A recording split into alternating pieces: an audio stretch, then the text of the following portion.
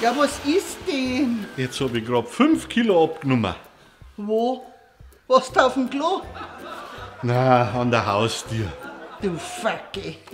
Okay, am Busboden habe ich ein Backerl abgenommen. Abgenommen, verstehst? Abgenommen.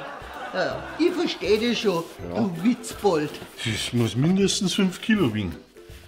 Ja, das ist ja für die. Was ist denn da drin? Du, das sind unsere Diätdrinks für unser Fastenprogramm. Morgen früh fangen wir gleich an.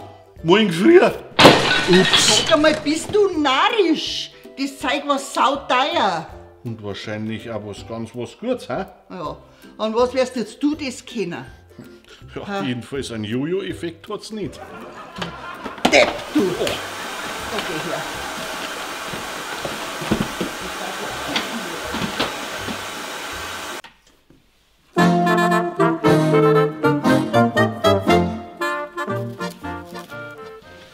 Da schau her, was ich da hab.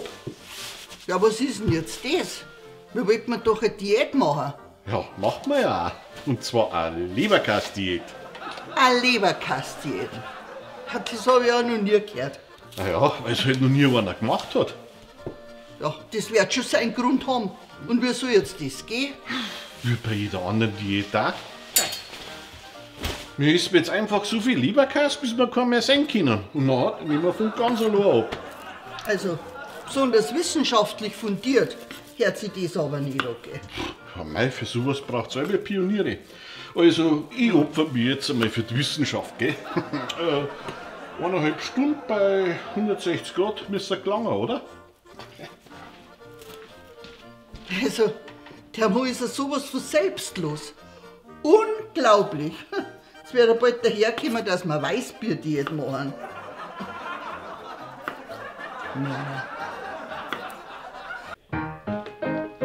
So, Rudi, packen wir's. Ja.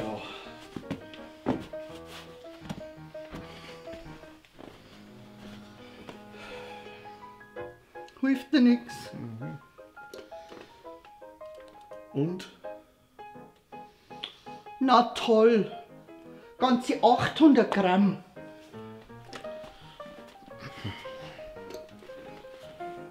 Und wie viel hast du abgenommen? Minus 3 Kilo. 3 Kilo abgenommen. Nein, ich hab doch gesagt, minus 3 Kilo. Ja, heißt das dann, dass du 3 Kilo zugenommen hast? Ja, warum sagst du das denn dann nicht gleich so? Ja, weil ich finde, minus 3 Kilo abgenommen hört sich viel besser an.